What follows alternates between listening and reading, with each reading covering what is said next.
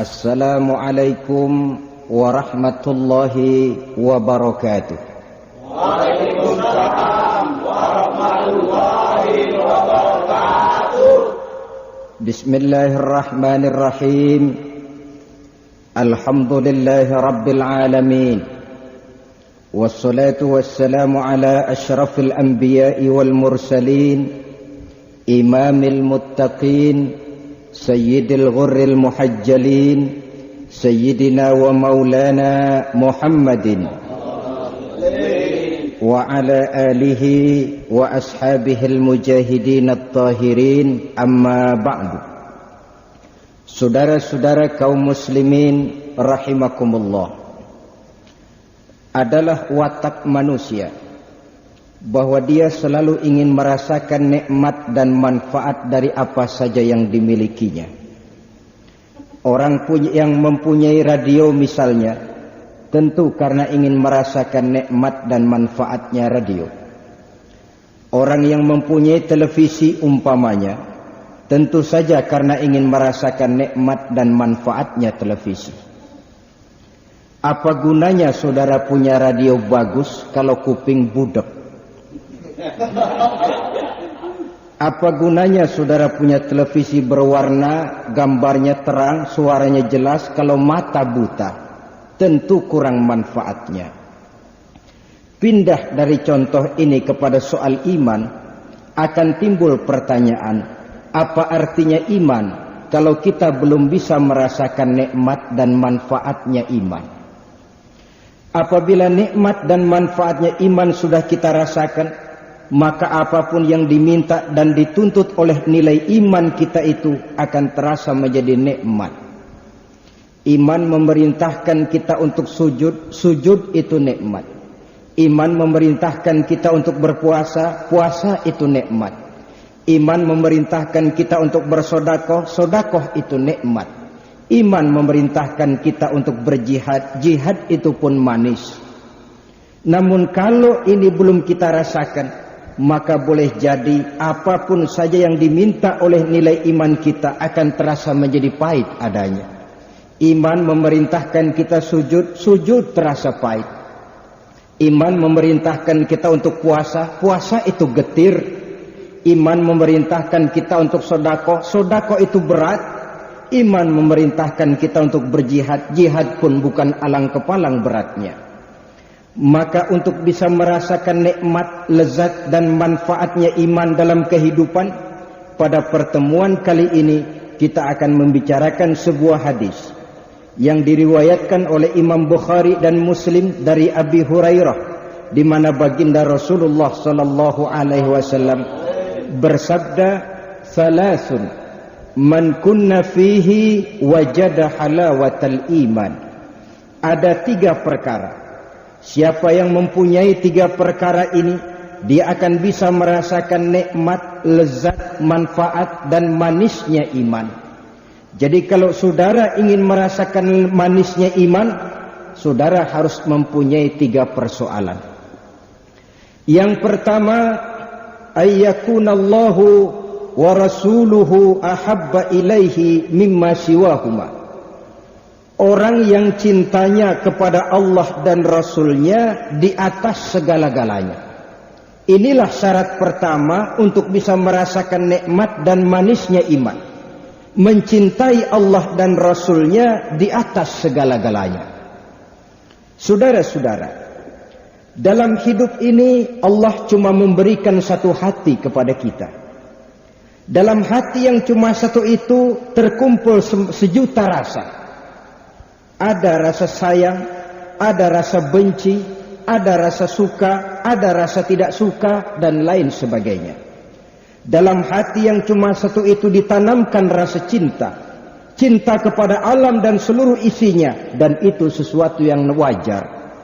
Kita cinta kepada harta benda, tentu. Kita cinta kepada anak istri, memang. Kita cinta kepada pangkat dan jabatan, tentu. Kita cinta tanah air, itu juga bagian daripada iman. Persilahkan, agama tidak melarang. Yang dilarang dalam agama jangan cintamu kepada alam dan isinya mengalahkan cinta kepada Allah dan Rasul-Nya. Maka cintailah harta benda sepanjang tidak mengalahkan cinta saudara kepada Allah dan Rasul-Nya. Cintailah pangkat dan jabatan sepanjang tidak mengalahkan cinta saudara kepada Allah dan Rasul-Nya. Bahkan cintailah anak dan istri sepanjang tidak mengalahkan cinta saudara kepada Allah dan Rasul-Nya. Kenapa harus demikian? Pengalaman mengajarkan cinta kita kepada alam dan isinya cinta yang ada batasnya. Saudara cinta kepada televisi, ada batasnya apa tidak? Pasti ada. Saudara dulu yang mati meninggalkan televisi, atau televisinya duluan yang berangkat digondol maling? Tapi batasnya pasti ada. Saudara cinta betul kepada pangkat dan jabatan, ada nggak batasnya? Ada. Apalagi kita tahu pangkat yang paling tinggi pensiun. Tidak ada pangkat lagi setelah pensiun. Orang di ABRI misalnya, dari mayor naik jadi letnan kolonel, naik jadi kolonel, naik lagi jadi brigadir jenderal, terus mayor jenderal, terus letnan jenderal, terus jadi jenderal penuh berbintang 4. Setelah jadi jenderal kan di atas jenderal tidak ada pangkat lagi, pensiun. Titel, gelar, mungkin karena prestasi ilmiah saudara dapat gelar doktor, macam-macam. Tapi paling akhir setuju atau tidak, suka atau tidak, saudara akan dapat gelar titel yang paling penghabisan, yaitu almarhum. Saudara setuju atau tidak, ya lumayan almarhum, kalau tidak al-mal'un sekali.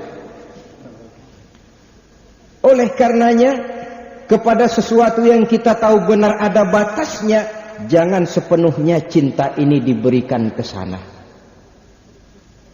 Kalau kita tahu cinta kepada harta ada batasnya, jangan sepenuhnya cinta diberikan kepada harta.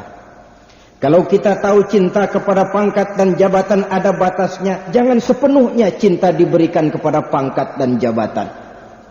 Kepada Allah dan Rasul-Nya kita tidak akan berpisah buat selamanya. Mati, bahkan mati adalah pintu untuk bertemu dengan Allah dan Rasul-Nya. Maka kepada yang kita tidak akan berpisah, ke sana seharusnya kita memperbanyak rasa cinta. Masalahnya kemudian, cinta kepada Allah itu artinya apa sih? Dan cinta kepada Rasul itu pengertiannya bagaimana sih? Saudara-saudara kaum muslimin rahimakumullah. Cinta kepada Allah artinya jelas cinta kepada Islam, dan itu tidak bisa ditawar. Cinta kepada Islam pengertiannya dua. Pertama, kesediaan hidup mengikuti aturan Islam. Yang kedua, kerelaan untuk berjuang dan kesanggupan untuk berkorban demi kepentingan Islam. Kalau saudara hidup terlepas dari aturan Islam, tidak mau berjuang dan tidak rela berkorban untuk kepentingan Islam, maka tidak usah bicara soal cinta kepada Islam. Kalau sudah tidak cinta kepada Islam, jangan bicara soal cinta kepada Allah. Kalau sudah tidak cinta kepada Allah, jangan berharap akan bisa merasakan nikmat dan manisnya iman. Maka saya ulangi, cinta Allah artinya cinta Islam. Cinta Islam pertama, kesediaan hidup mengikuti aturan-aturan yang datang dari Allah, yaitu Islam ini. Mari kita tengok. Sejarah penuh dengan catatan orang-orang besar. Tiap-tiap orang besar ini punya ajaran. Dan sejarah pernah mencatat pasang surut ajaran tadi seperti halnya musim. Lenin punya Leninisme. Karl Marx punya Marxisme. Bahkan Soekarno punya Soekarnoisme. Dan sebagainya. Ajaran itu pernah jaya. Kapan? Pada waktu yang menelurkan ajaran itu masih berkuasa. Tapi bila orangnya wafat, kekuasaannya selesai, ajarannya pun selesai sampai di situ. Bahkan tidak mustahil satu ajaran yang tadinya disanjung, satu ajaran yang tadinya didewa-dewakan, setelah yang bersangkutan tidak ada lagi, ajaran itu pun dimasukkan ke kotak sampah. Sifatnya musim. Yang namanya musim jelas saja tidak bisa dilarang, tapi kalau waktunya habis, dia akan habis dengan sendirinya. Adapun aturan atau syariat Islam ini telah 14 abad yang lalu dia diturunkan oleh Allah Subhanahu wa taala. Allah lah pencipta manusia. Allah lebih tahu tentang batas kemampuan maksimal manusia. Karena itu aturan-aturan yang diturunkan oleh Allah tentu sesuai benar untuk manusia. Kalau pada satu saat manusia melarikan diri dari peraturan Allah, bukan berarti peraturannya yang tidak sesuai lagi. Bukan berarti peraturan yang harus ditinjau lagi. Tapi manusianya yang harus dikembalikan kepada aturan itu. Jangan seperti di zaman akhir-akhir ini. Karena orang meninggalkan peraturan Allah, lalu dianggap peraturan itu sudah tidak sesuai dengan zaman. Tentu terbalik akhirnya. Mentolerir kemunkaran, mentolerir berpalingnya orang dari aturan yang diturunkan oleh Allah Subhanahu wa taala. Jadi kecintaan kita kepada Islam diukur dari sejauh mana kesediaan hidup kita mengikuti aturan-aturan yang ada di dalam syariat agama Islam ini. Dunia makin maju, ilmu pengetahuan makin canggih. Seiring dengan itu manusia memerlukan keseimbangan antara kemajuan otak dengan pengisian batin rohaninya. Kalau hanya otaknya saja yang maju berisi ilmu pengetahuan dan teknologi yang serba canggih, tapi hatinya dibiarkan kosong dari aturan-aturan yang datang dari yang serba mahal, saya yakin batinnya akan merintih di tengah kemajuan material. Jiwanya akan merana di tengah kelimpahan harta benda. Bahkan paling akhir sukmanya akan merintih di tengah kehidupan yang serba glamor, di tengah kehidupan yang serba mewah. Oleh karenanya, buat sementara memang manusia mungkin berpaling dari peraturan-peraturan Allah, tapi tidak untuk selamanya. Ada waktunya di mana manusia akan sampai kepada titik jenuh. Dan ini tidak berarti bahwa aturan agama hanya diperlukan pada saat manusia sampai ke titik jenuh. Aturan itu diperlukan untuk manfaat dan kepentingan manusia dalam kehidupannya sehari-hari. Dengan demikian, jangan jadikan Islam sebagai dekorasi. Jangan jadikan Islam sebagai pengawal dan penjaga rumah. Jangan jadikan Islam cuma sebagai ajang untuk simposium, seminar, diskusi dan debat kusir. Islam ini untuk kita pakai, kita amalkan, kita terapkan di dalam kehidupan. Masalahnya kemudian, aturan Islam itu dari mana kita tahu? Tentu saja dari jalan mengkaji, mempelajari, melalui majelis-majelis taklim, melalui ulama, kiai dan para ustadz yang memang kita yakini kualitas keilmuannya di bidang itu. Sehingga dengan berdasarkan ilmu, nilai amalan kita akan menjadi semakin mantap. Dari amalan yang mantap ini, maka kita tidak akan mudah terombang-ambing oleh segala macam situasi. Saudara-saudara kaum muslimin rahimakumullah. Yang kedua, cinta kepada Allah atau cinta kepada Islam itu artinya siap berjuang, rela berkorban untuk kepentingan Islam. Secara jujur barangkali kita masih harus berkata, cara kita berislam sekarang ini masih mirip seperti yang disindir Allah dalam awal-awal surah Al-Baqarah itu. Kullama adha'a lahum masyaw fi wa iza azlama alaihim qamu. Apabila terang mereka berangkat, apabila gelap mereka berhenti. Artinya kalau dilihat di Islam ada yang menguntungkan, rame-rame teriak Islam.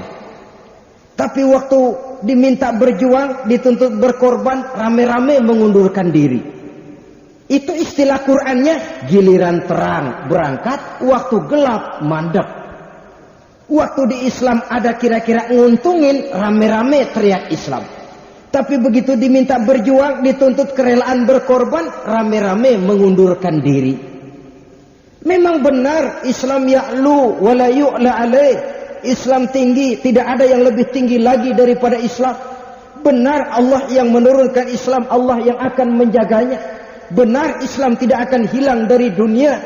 Tetapi adakah jaminan bahwa Islam tidak akan hilang dari rumah tangga kita? Adakah jaminan bahwa Islam tidak akan hilang dari kampung halaman kita? Sementara resiko dari kemajuan dan modernisasi adalah proses pergeseran nilai. Sehingga apa yang disinyalir Nabi sekarang jadi kenyataan. Beliau pernah bilang, Ja'al Islamu ghariban wa sayaudu ghariban kama bada. Islam itu mula-mula datang dianggap aneh. Pada satu saat nanti dia akan kembali dianggap aneh. Pada satu saat nanti dia akan kembali dianggap asing. Ada orang baca Quran, aneh.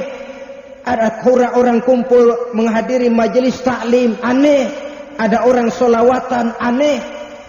Sesuatu yang sewajarnya dikerjakan dan dianjurkan oleh agama dipandang sebagai yang aneh. Dalam kondisi macam itu, kata baginda Nabi, fatuba lil ghuraba, beruntunglah orang-orang yang dianggap aneh. Siapa mereka? Allazina yuslihuna ma afsadan nasu min sunnati, yaitu orang-orang yang teguh memperbaiki sunnahku yang kala itu sudah dirusak oleh kebanyakan manusia. Artinya apa? Islamnya cuman Islam numpang mujur. Waktu dilihat enak, rame-rame teriak Islam. Tapi kalau sudah diminta berkorban, dituntut berjuang, rame-rame bikin alasan. Rame-rame ngundurin diri. Ini kan mirip calo tuh. Calo itu di terminal bus paling ribut. Teriaklah dia kemana? Jurusan Jawa Barat, Jawa Tengah, Jawa Timur. Penumpang yang mau ke Jawa Barat naik sampai ke Jawa Barat. Penumpang yang ke Jawa Tengah naik sampai ke Jawa Tengah. Penumpang yang ke Sumatera naik sampai ke Sumatera. Caloknya yang paling ribut, nggak kemana-mana, ngetem aja di terminal. Paling ribut, tapi tidak lebih daripada cuma sekedar itu. Bukankah cara kita beragama semacam ini cara hura-hura namanya? Saudara-saudara kaum muslimin rahimakumullah, kalau setiap kita berpikir apa yang bisa saya berikan kepada Islam, insya Allah Islam akan hidup di Indonesia. Marilah setiap kita berpikir, dengan kondisi saya seperti yang sekarang ini, saya seniman, saya pedagang, saya pengusaha, saya pejabat, saya pamong, saya ulama, saya petani, apa yang bisa saya berikan kepada Islam? Kalau setiap muslim berpikir apa yang bisa saya berikan kepada Islam, insya Allah Islam akan hidup. Jangan dibalik, apa yang bisa saya ambil dari Islam? Inilah pikiran tukang catut. Akhirnya, kalaupun berpolitik, bukan berpolitik untuk kepentingan Islam, tapi malah Islam dijadikan dagangan untuk kepentingan politik. Kalaupun jadi pejabat, jabatannya bukan untuk kepentingan Islam, malah tidak segan-segan jual Islam demi kepentingan jabatan. Kalau kebetulan pengusaha, bukan keuntungan usahanya demi kepentingan Islam, malah kadang-kadang tidak segan-segan menghancurkan Islam demi keuntungan bisnisnya. Kalau ini yang terjadi, sangat boleh jadi kitalah yang sebenarnya menggeragoti Islam dari dalam. Saya mengetuk hati setiap kita. Marilah berpikir apa yang bisa saya berikan kepada Islam. Walaupun nilainya kecil, menurut kita tidak berarti. Tapi kalau setiap kita berpikir ke arah itu, saya yakin, seyakin-yakinnya 5, 10, 20 tahun yang akan datang, Islam akan hidup di Indonesia. Apa yang bisa saya berikan kepada Islam?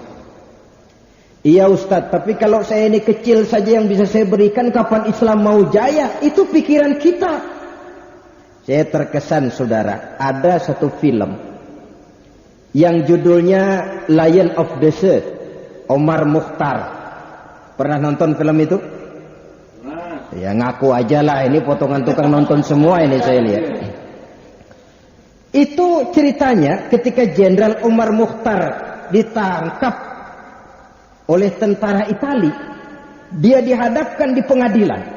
oleh Jenderal Itali. Dia ditanya, "Hei Omar Mukhtar, apa kamu kira dengan kendaraan onta dan bedi locok begini, kamu bisa mengalahkan tank-tank dan meriam kami yang hebat?"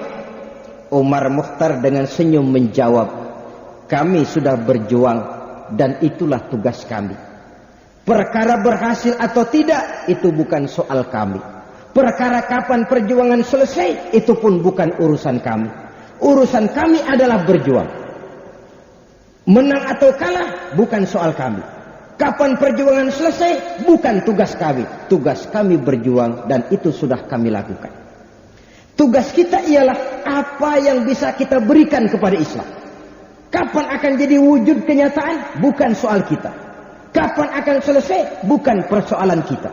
Mungkin menurut kita kecil, tapi kalau Allah mau, kam min fi'atin qalilatin ghalabat fi'atan katsiratan biiznillah, dari sesuatu yang kecil bisa saja menjungkalkan yang jauh lebih besar.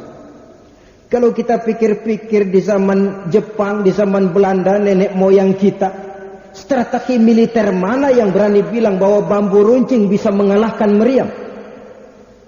Ahli perang yang mana yang sanggup mengatakan bahwa bambu runcing saja bisa mengalahkan tank-tank yang tangguh dari Belanda dan Jepang?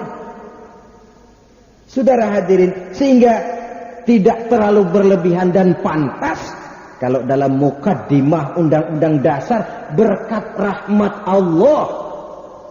Kalau tidak berkat rahmat Allah, rasanya secara logika sulit bambu runcing mau mengalahkan meriam ini. Di sini yang bicara adalah faktor iman. Di sini yang bicara adalah faktor keyakinan.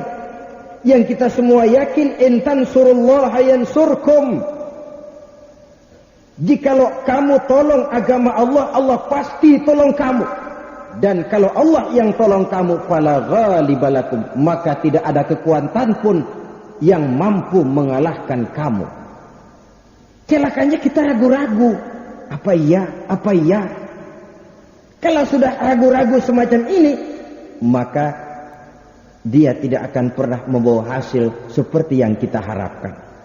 Jadi saya kembali kepada pokok soal. Cinta Allah, cinta Islam. Cinta Islam, pertama, kerelaan hidup mengikuti aturan Islam. Yang kedua, sanggup berjuang dan rela berkorban untuk kepentingan Islam. Apa yang mau kita berikan? Sesuai dengan bidang kita. Bisa dengan tenaga, berikan tenaga itu kepada Islam. Bisa dengan pikiran, sumbangkan pikiran itu untuk Islam. Punya pangkat, jabatan dan wewenang, gunakan jabatan wewenang itu untuk kepentingan Islam. Punya harta, gunakan harta itu buat kepentingan Islam. Setiap kita mari bertanya, apa yang sudah kita berikan untuk Islam ini? Saudara-saudara, itu soal cinta kepada Allah. Lalu yang kemudian cinta kepada Rasul Sallallahu Alaihi Wasallam. Bagaimana cinta kepada Rasul? Allah Karim. Saya belum pernah membaca dalam sejarah ada seorang pemimpin besar yang demikian besar cintanya kepada umatnya seperti halnya Rasulullah Sallallahu Alaihi Wasallam. Dari dunia sampai akhirat beliau cinta kita umatnya. Dari dunia sampai akhirat beliau bela kita umatnya ini. Tidak ada yang membuat beliau susah kecuali kalau melihat umatnya susah. Tidak ada yang membuat beliau gembira kecuali kalau melihat umatnya bahagia. Seolah-olah beliau berprinsip, kalau umatku kelaparan, akulah orang pertama yang harus merasakan lapar. Tapi kalau umatku kenyang, biarlah aku orang yang terakhir merasakan kenyang itu. Bukan dibalik. Giliran kenyang paling dulu, lapar belakangan. Baginda tidak. Kalau umatku kelaparan, akulah orang pertama yang harus merasakan lapar itu. Tapi kalau umatku kenyang, biar aku jadi orang terakhir yang merasakan kenyang tadi. Ya Allah, saudara, satu riwayat kecil saja sudah membuktikan. Dalam kondisi kehidupan ekonomi beliau yang serba miskin, Allah pernah memberikan tawaran, wala saufa yu'tika rabbuka fatardha. Wahai Muhammad, Allah akan memberikan kepadamu apa saja yang kamu senangi. Kau mau apa Muhammad? Ngomong saja. Kalau mau kaya, Jabal Uhud akan jadi bukit emas. Kalau kau memang ingin kaya. Tapi ditawarkan semacam itu, beliau jawabnya sederhana saja. Ya Rabbi, la arda wa wahidun min ummati finnar. Ya Allah, apapun saja yang diberikan kepada saya, berikan saya pangkat dan kedudukan yang tinggi, berikan saya emas sebesar Jabal Uhud, bahkan berikan kepada saya perempuan-perempuan cantik, seluruhnya tidak akan sanggup menyenangkan hati saya jikalau saya dengar masih ada satu saja umat saya yang masuk ke dalam neraka, ya Allah. Apa artinya emas saya sebesar Jabal Uhud? Apa gunanya saya punya pangkat yang tinggi kalau umat saya melarat, umat saya merana, umat saya harus masuk neraka? Itu yang saya pikiri siang dan malam, ya Rabb. Itu yang membuat saya tidak enak tidur. Saya khawatir satu saja umat saya yang masuk ke dalam neraka, saya sudah susah, ya Allah. Cuma untuk di akhiratkah beliau memikirkan kita? Tidak. Sejak dari dunia ini kecintaannya kepada kita sudah dimulai, sudah nampak betul. Karena itu saudara-saudara, wajar kalau pemimpin yang begitu besar cintanya kepada kita umatnya, kita juga cinta kepada beliau. Nah, lalu cinta kepada Rasul ini pengertiannya bagaimana? Pertama, cinta kepada Rasul, biasanya orang yang cinta itu mencontoh yang dia cintai. Wajar kalau kita cinta kepada baginda Rasul, jadikan dia idola dalam kehidupan.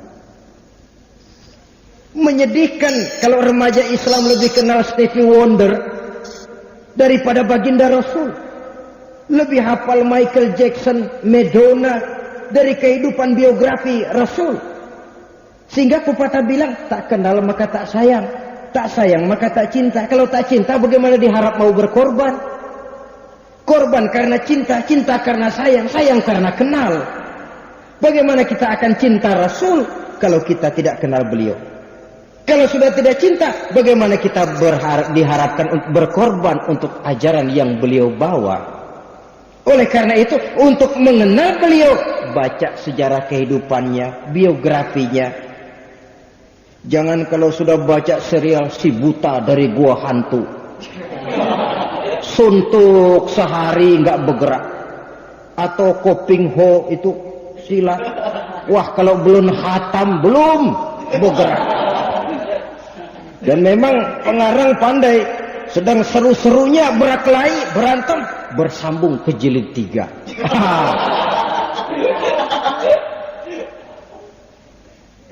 Bacalah sejarah kehidupan Nabi, pelajari biografi beliau. Dari sana kita akan banyak kenal beliau. Dari kenal kita akan sayang, dari sayang akan cinta. Kalau sudah cinta kita akan siap berkorban, setidaknya mencontoh kepada beliau. Setidaknya ada dua hal yang perlu kita jadikan contoh dari kehidupan beliau. Pertama ibadah, dan yang kedua akhlak. Ini yang saya rasakan di akhir-akhir ini, di zaman sekarang ini banyak mengalami proses peluncuran. Ibadah, di sini letak salah satu kekuatan moral yang beliau miliki dalam kancah perjuangannya. Mempunyai sandaran vertikal yang langsung kepada Allah. Pernah satu malam Siti Aisyah bercerita, selesai sholat Isya saya nak tidur. Saya lihat suami saya sedang sholat, saya pun tidur. Tengah malam saya terjaga, saya lihat beliau masih sholat juga, saya pun tidur lagi. Sepertiga malam yang akhir saya bangun, saya lihat masih sholat juga. Saya tunggu. Ketika selesai beliau mengucapkan salam, saya hampiri, saya katakan kepadanya, ya Rasulullah, ada apa yang? Kalau bahasa kita.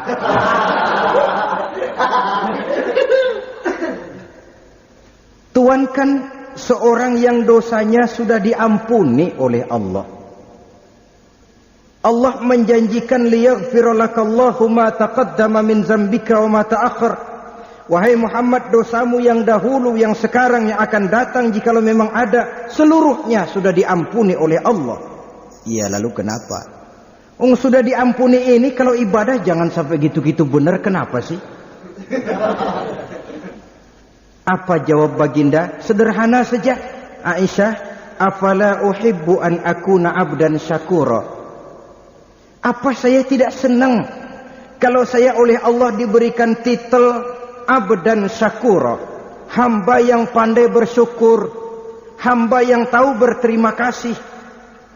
Makin diampuni, makin banyak sujud saya. Makin diampuni, makin banyak solat dan ibadah saya. Ini prinsipnya. Orang yang dosanya sudah mendapat jaminan ampun dari Allah, tapi ibadahnya sedemikian rupa. Rasa-rasanya kalau kita yang dapat jaminan ampun, bubar sembahyang.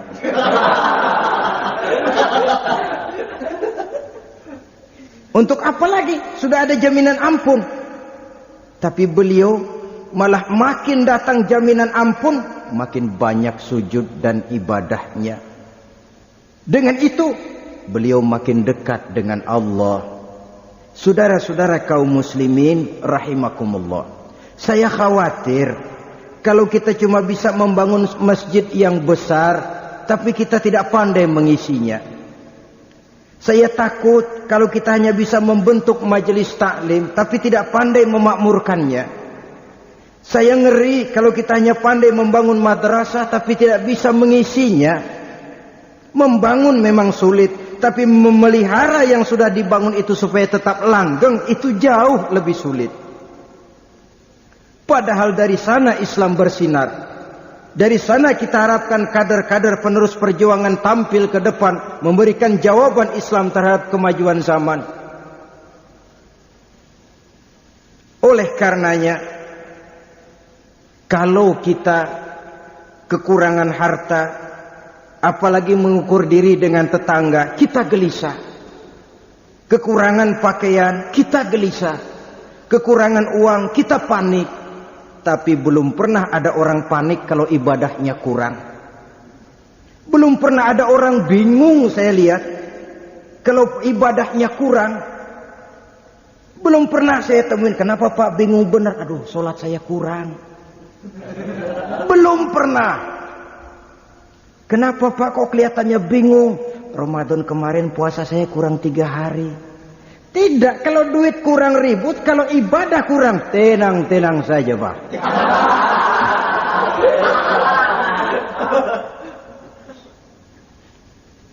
Saudara-saudara, hal kedua yang mendesak kita jadikan contoh dari beliau, akhlak, moral, tingkah laku.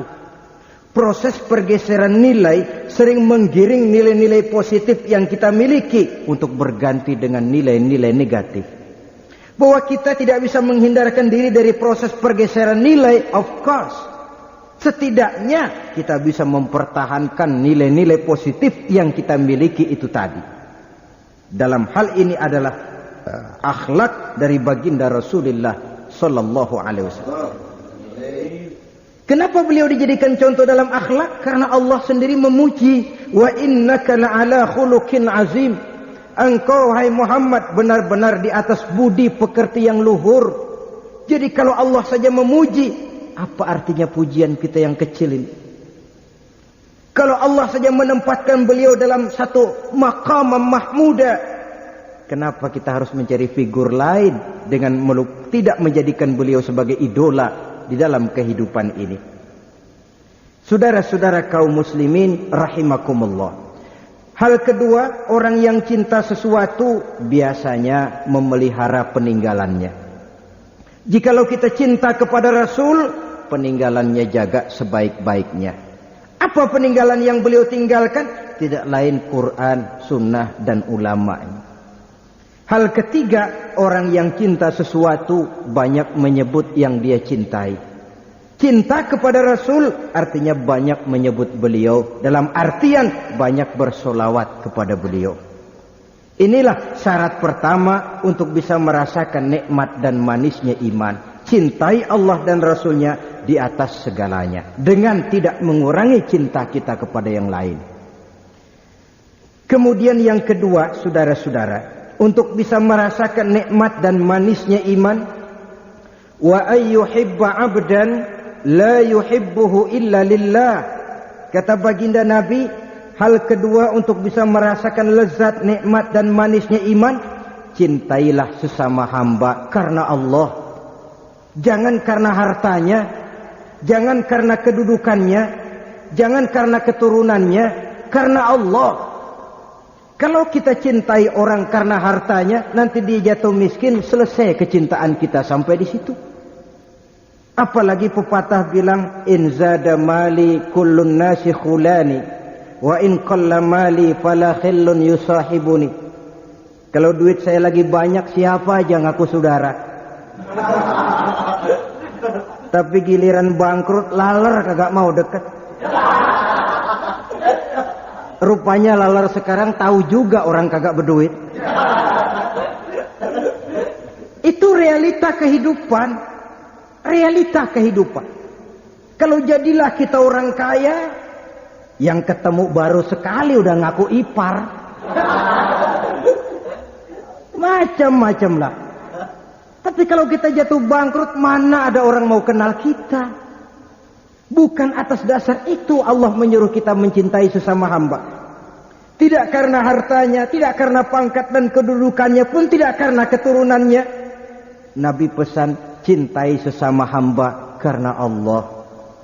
Bertemu karena Allah, berpisah pun karena Allah. Sebab apa? Ikatan persaudaraan yang paling kuat kalau dia diikat bukan oleh darah, bukan oleh faktor keturunan, tapi oleh akidah. Ini tali spiritual yang paling kuat untuk mengikat persaudaraan. Targetnya apa? Terwujudnya ukhuwah Islamiyah. Inilah yang sering diungkapkan bahwa Islam telah mengikat kita dengan akidah. Dari manapun saja orang datang, apapun warna kulitnya, bahasa apapun yang dia pakai, jikalau akidahnya sama, dia saudara kita. Menghina dia sama dengan menghina saudara sendiri. Kita tidak ingin menampar muka saudara sendiri, mencakar muka saudara sendiri. Saudara-saudara kaum muslimin rahimakumullah. Sehingga baginda memberi peringatan bahwa orang Islam dalam bersaudara itu kal jasadil wahid, seperti satu badan. Walaupun kita berbeda dalam profesi, tapi kita ini satu badan. Sekarang badan saudara pas auratnya terbuka, apa saudara sorak-sorak, ayo aurat saya terbuka nih, apa saudara cepat-cepat tutupin? Apa saudara buka terus aurat itu? Atau saudara cepat-cepat tutup? Logikanya harus cepat-cepat ditutup. Begitu kita bersaudara. Saudara kita muslim punya aib, punya kekurangan, itu aurat. Mestinya kita nutupin. Tahu pun kalau sudah itu menyangkut kejelekan orang, tidak usah lalu malah ngipas-ngipasin. Si anu kan anu-anu mas. Oh iya. Malah ngipas-ngipasin. Itu kan sama dengan sudah aurat terbuka, malah diablagin sekalian. Badannya sendiri. Bukankah saudaranya juga muslim? Profesi boleh berbeda. Kita ini ada yang jadi ustadz, pedagang, petani. Semua kita harus kerjasama, saling membantu. Kan jarang diantara kita waktu makan ingat petani. Waktu memakai baju ingat yang tanam kapas. Itu jarang. Padahal kita terikat oleh interaksi sosial. Di mana yang satu memerlukan yang lain. Kita hebat karena ada orang lain. Kita dibilang kaya karena ada yang miskin. Kita dibilang alim karena ada yang bodoh. Kalau tidak ada yang bodoh, tidak ada orang alim. Kalau tidak ada yang miskin, tidak ada orang kaya. Loh, semua sama. Saudara-saudara hadirin yang saya hormati, kalau itu merupakan satu tim yang kompak, saya yakin dengan ukhuwah semacam ini kita bisa berbuat banyak. Ruth Gullit, kenal Ruth Gullit? Nah, becokok bola mesti ngerti itu. Kalau dia pemain termahal di dunia, harga transfernya mengalahkan Maradona, konon sampai 13, miliar rupiah.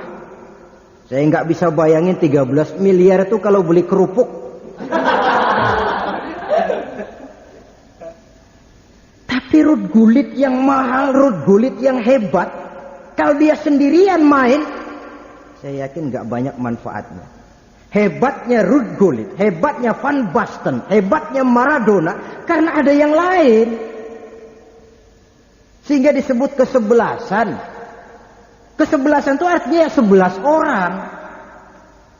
Ia baru bisa menang kalau tercipta satu teamwork yang kompak, satu kerjasama yang ideal, yang masing-masing memahami posisi, tapi juga bisa menempati posisi lain.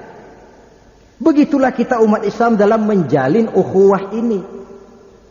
Petani, silakan jadilah petani yang baik. Pedagang, oke. Pengusaha, oke. Ustadz, kiai, pejabat, silakan. Boya satu sama lain kerjasama. Jangan yang jadi pejabat nyurigai yang ustadz.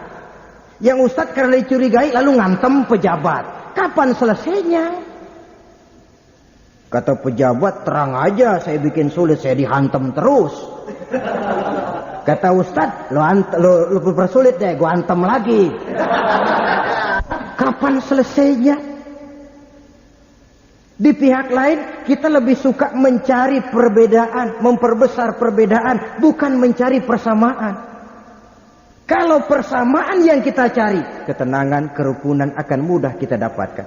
Tapi kalau perbedaan yang kita perbesar, yang timbul adalah keresahan, keretakan, tidak mendidik, dan pada akhirnya membuat umat jadi centang perenang. Itulah sebabnya Allah Subhanahu wa taala menyindir dalam Quran dengan bahasa yang indah, wala takunu kallati naqadat ghazlaha min ba'di quwwatin ankatha. Jangan kamu bertingkah laku seperti perempuan latah yang kalau malam dia tenun kainnya, siang dia rusakin lagi. Malam dia tenun lagi, siang dirusakin lagi. Kapan selesainya? Malam ditenun, siang dirusaki, malam nenun lagi. Usaha kita sering tertarung di kaki kawan sendiri. Kita sering menjegal kawan seiring, menggunting dalam lipatan, untuk akhirnya rame di antara kita. Maka orang sudah berbuat kemana-mana, kita masih di situ-situ juga.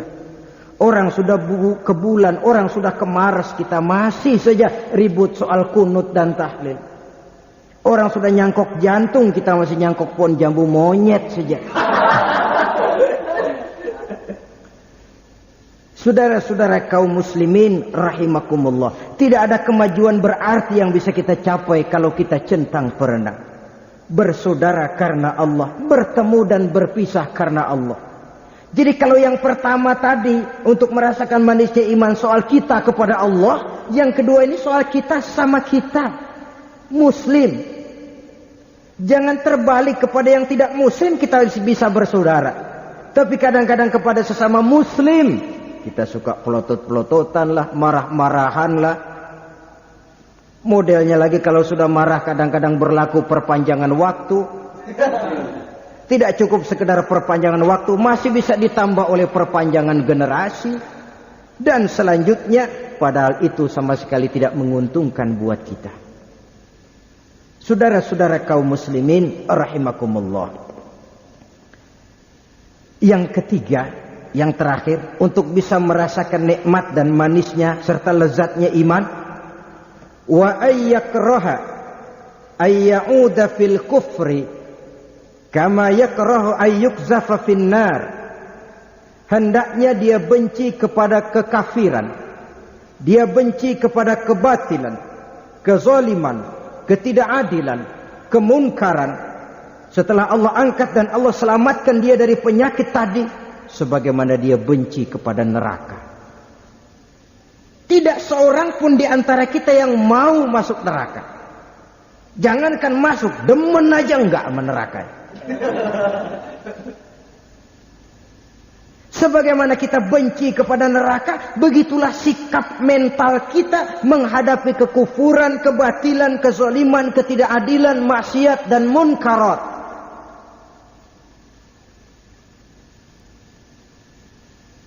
Apalagi di zaman sekarang ini orang pandai menyamar-nyamarkan maksiat dan munkarat dengan berbagai macam dalih, dengan berbagai macam argumentasi dan alasan, sehingga yang tadinya jelas maksiat bisa dibikin remeng-remeng, yang tadinya haram bisa jadi haram dikit. Saudara-saudara kaum muslimin, bahkan belakangan ini kita diramaikan lagi oleh judi yang rupanya menghangat. Padahal kita sudah bersyukur beberapa tahun yang lalu sudah dikeluarkan satu peraturan segala macam bentuk perjudian dilarang di wilayah hukum Republik Indonesia. Kalau ternyata ada juga yang masih berjudi, jangan lalu berpikir, lebih baik dilokalisir saja daripada judi liar. Akhirnya yang dilokalisir ya jalan, yang liar tetap saja jalan. Apalagi dengan embel-embel segala macam undian, sehingga orang lalu terangsang. Saya tertarik di negara jiran kita Malaysia. Ada 2 orang membeli lotre, dia dapat hadiah pertama. Jadi yang terakhir terjadi, nilainya hampir 1 miliar. Dia kembalikan itu, dia tidak ambil hadiahnya. Ketika ditanya kenapa? Pertama, menurut agama saya ini tidak benar. Yang kedua, saya memang niatnya mau nyumbang kok, bukan mau dapat hadiah. Ini kan belum pernah terjadi. Ada orang dapat hadiahnya 1 miliar, nggak diambil, walaupun menurut saya orang itu tidak benar juga. Kalau memang niat ikhlas mau nyumbang, kenapa harus beli lotre? Ya langsung saja ke masjid, ke madrasah. Saudara-saudara, tapi ngembaliinnya, dia tidak mau terima uang 1 miliar itu merupakan sesuatu yang menarik. Kalau kita 1 miliar, mubazir,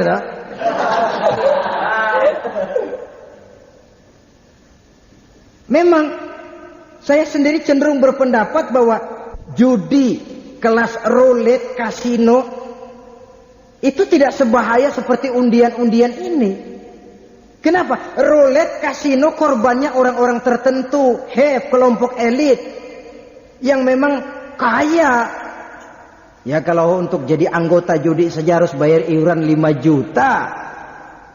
Tapi kelas undian-undian, ya rupanya sekarang ini bukan cuma jaksa masuk kampung, koran masuk desa, listrik masuk kampung, undian masuk desa sekarang.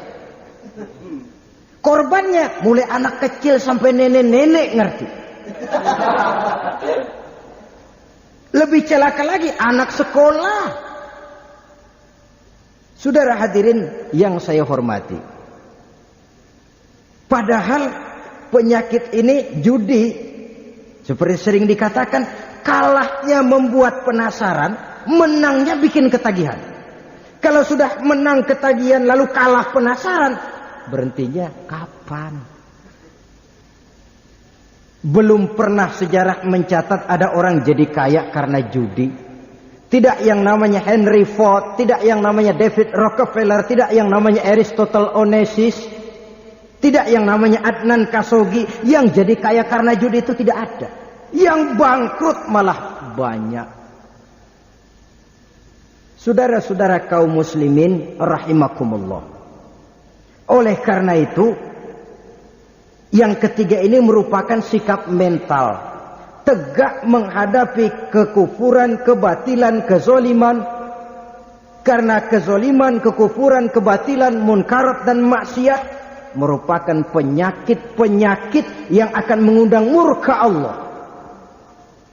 Kalau Allah murka, bencana itu datang. Awalnya akibat ulah tangan manusia sendiri. Belum lama di Kanada. Saudara kenal Kanada? Kanada, di Toronto, ibu kota Kanada itu. Diadakan satu seminar tentang lingkungan hidup. Itu berangkat dari tragedi yang terjadi di beberapa negara bagian di Amerika yang diserang musim panas yang berkepanjangan, sehingga pemerintah memerlukan membantu petani dan sebagainya.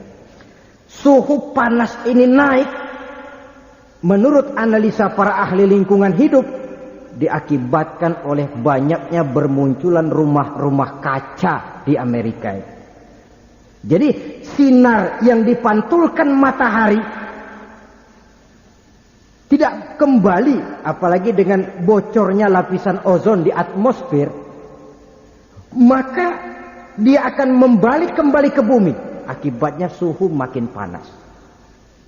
Di pihak lain, air laut akan makin naik. Sehingga jangan heran, diperkirakan tahun 2035-an air laut akan naik 1,5 meter.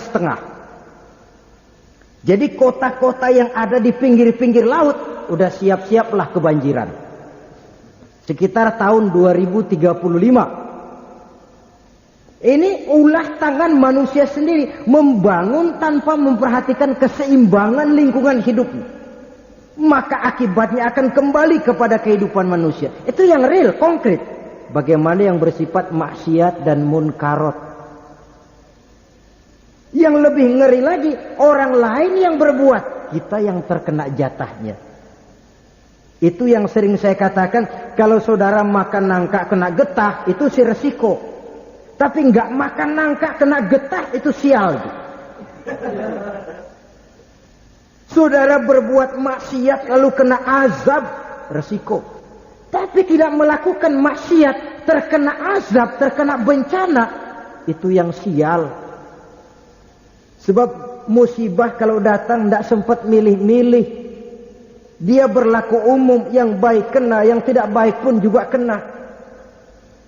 Jikalau kita cinta kepada bangsa dan negara ini, jikalau kita cinta kepada tanah air ini, jikalau kita cinta kepada kampung halaman kita ini, jaga kampung halaman kita, jaga tanah air ini, jaga negara ini dari perbuatan-perbuatan kotor yang akan merusak kehidupan, baik itu berupa maksiat, baik itu berupa pembangunan yang menghancurkan lingkungan hidup sehingga ekosistem lingkungan hidup kita menjadi rusak, hilang keseimbangan, dan akan membuat malapetaka bagi kehidupan manusia sendiri.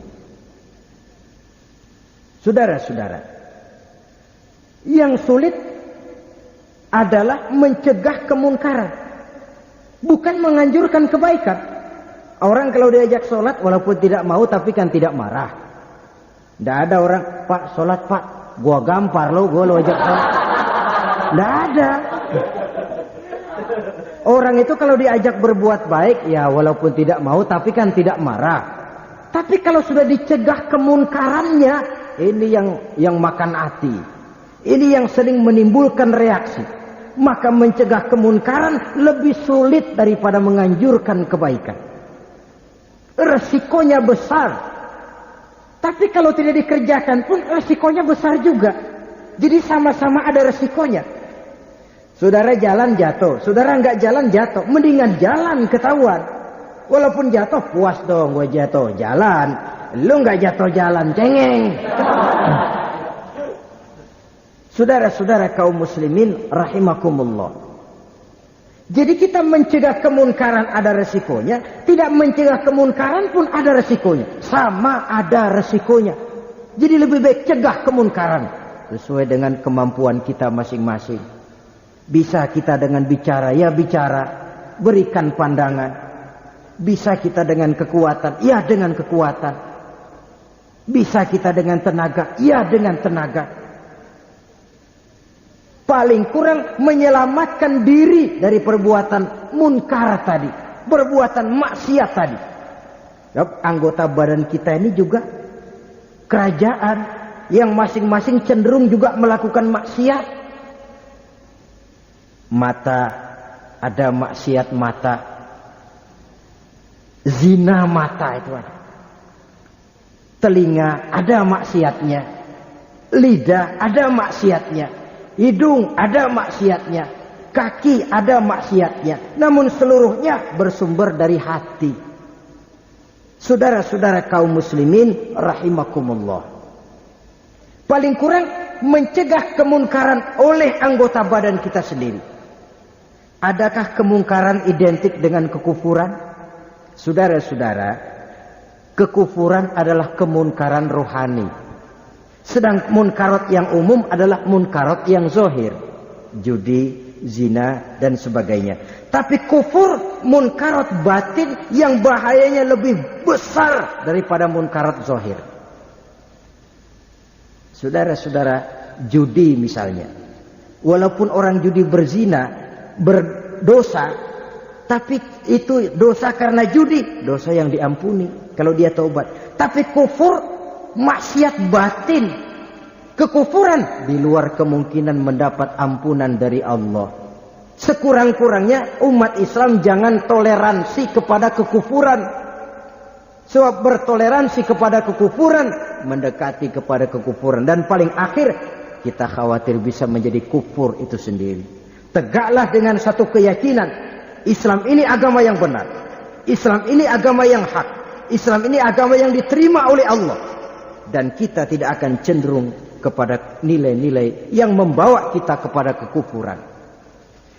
Saudara-saudara kaum muslimin rahimakumullah, dengan 3 hal ini maka diharapkan kita akan bisa merasakan lezatnya iman.